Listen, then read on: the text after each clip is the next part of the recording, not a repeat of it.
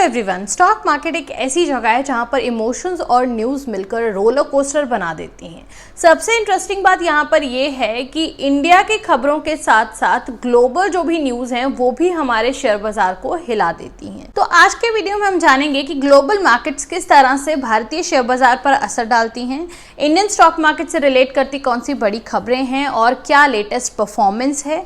Also sector wise हम देखेंगे कि क्या बिग स्टोरीज चल रही हैं जिनके बारे में आपको डेफिनेटली जानकारी होनी चाहिए, और इन्वेस्टर्स के पॉइंट ऑफ व्यू से देखा जाए तो क्या मार्केट में अपॉर्चुनिटीज हैं और क्या रिस्क फैक्टर्स हैं वो भी आज हम जानेंगे। तो चलिए बिना समय वेस्ट किए आज का वीडियो स्टार्ट करते हैं, लेकिन उससे पहले मैं आपको एक छोटा सा रिमाइंडर देना चाहूंगी कि ये पूरा वीडियो हमने सिर्फ और सिर्फ नॉलेज शेयरिंग और एजुकेशनल पर्पज से ही बनाया है। इसे आप किसी भी तरह के फाइनेंशियल एडवाइस की तरह परस्यू बिल्कुल मत कीजिएगा।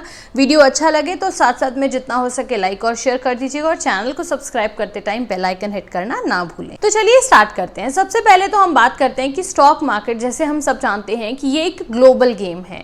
अगर हम इंडिया में भी बैठे हैं तो भी यूएस, यूरोप या चाइना में कुछ भी होता है वो इंडियन स्टॉक मार्केट पर असर डालता है। इन सभी मार्केट्स में अगर कोई भी उतार चढ़ाव होता है तो उसका डायरेक्ट इम्पैक्ट हमें भारतीय शेयर बाजार पर भी देखने को मिलता है। सबसे पहले अगर मैं अमेरिका की बात करूं तो फेडरल रिजर्व्स की जितनी भी पॉलिसीज हैं वो पूरी दुनिया के सेंटिमेंट को तय करती हैं।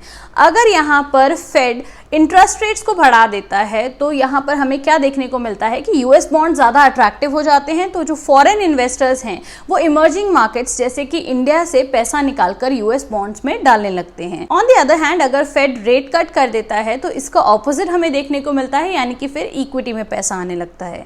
अब पिछले कुछ महीनों से अगर हम देखें तो इन्फ्लेशन कूल डाउन कर रहा है, इसीलिए एक्सपेक्टेशन ये है कि आने वाले 6 से 8 महीनों में फेड जो है वो 1 या 2 रेट कट कर सकता है। अगर ऐसा होता है तो Indian IT and banking sector को काफी ज्यादा फायदा मिल सकता है।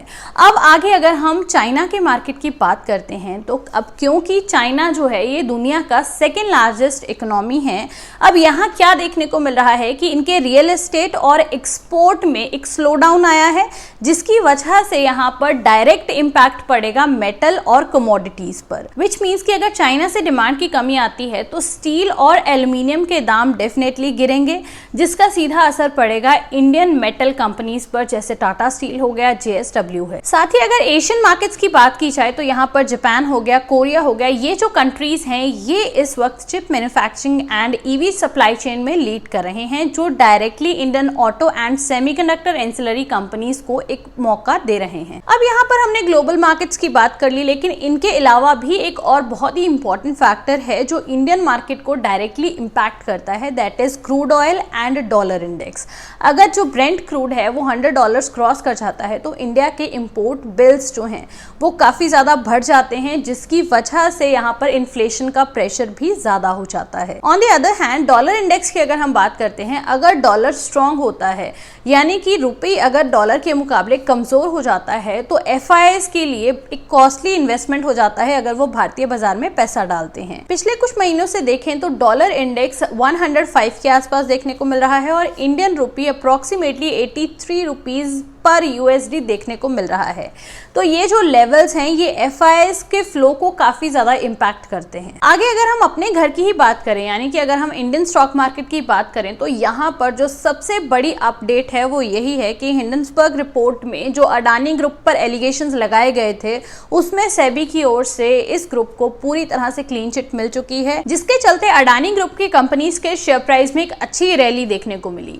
लेकिन अगर हम पिछले कुछ हफ्तों से भी शेयर मार्केट के परफॉर्मेंस को एनालाइज करते हैं तो यहाँ पर निफ्टी और सेंसेक्स लगातार ऊपर जा रहा था, बट स्टिल क्योंकि स्मॉल कैप और मिड कैप कंपनीज का वैल्यूएशन बहुत ज्यादा हाई है, इसीलिए यहाँ पर करेक्शन भी देखने को मिल सकता है। आगे एफआईआईज वर्सेस डीआईएस के फ्लो की बात करें तो फॉरेन इन्वेस्टर्स ने अगस्त और सितंबर के महीने में कुछ हद तक प्रॉफिट बुकिंग की है, करीब 10,000 करोड़ के आसपास की प्रॉफिट बुकिंग देखी गई है। लेकिन अच्छी खबर यहाँ पर यह है कि डीआईएस, जिसमें कि म्यूचुअल फंड्स, एलआईसी जैसे इंस्टीट्यूशंस शामिल हैं, उन्होंने यहाँ पर भरपूर बाइंग की है और इस वजह से मार्केट स्टेबल रहा है। मूविंग ऑन, अगर हम मार्केट ब्रेथ को स्टडी करते हैं तो मिड कैप और स्मॉल कैप इनमें अभी भी रिटेल इन्वेस्टर्स का इंटरेस्ट बहुत ही ज्यादा है, लेकिन यहाँ पर क्योंकि वैल्यूएशंस काफी स्ट्रेस्ड हैं, इसीलिए एक्सपर्ट्स का ये कहना है कि इसमें अभी आपको कॉशन रखना जरूरी होगा। और एक बड़ी बात यह है कि इस वक्त इंडिया का आईपीओ मार्केट काफी ज्यादा गर्म है। हर महीने नए आईपीओ आ रहे हैं और इसमें जो रिटेल पार्टिसिपेशन है वो काफी ज्यादा देखने को मिल रहा है। रिटेल इन्वेस्टर्स जो हैं वो रिकॉर्ड ओवर सब्सक्रिप्शन कर रहे हैं,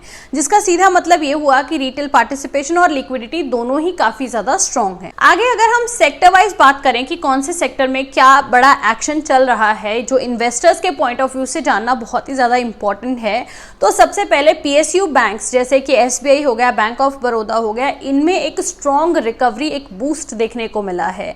इनका जो एनपीए है वो गिरा है और क्रेडिट ग्रोथ 15% से ऊपर का है। आरबीआई की रीसेंट पॉलिसीज की वजह से इनको एक तगड़ा बूस्ट मिला है।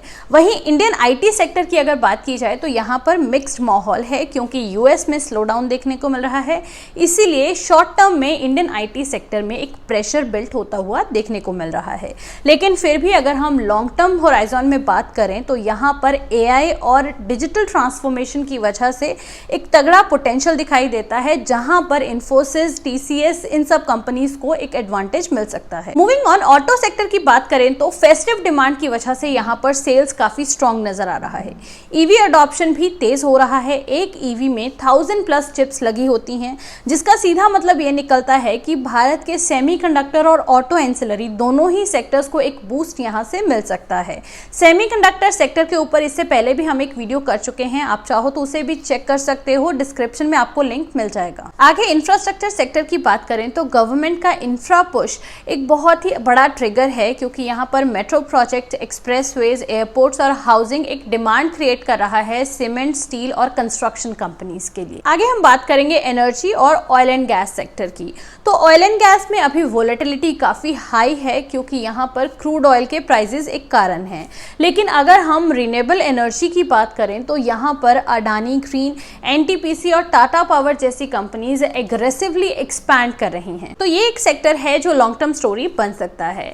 मूविंग ऑन, अब जो भी इंडियन स्टॉक मार्केट से रिलेटेड लेटेस्ट अपडेट्स हैं, जो फ्रेश अपडेट्स हैं, वो हम बात कर लेते हैं। इंडिया विक्स अभी स्टेबल दिखाई दे रहा है, अप्रोक्सीमेटली 13 के आसपास है, विच मीन्स की मार्केट में पैनिक कम है।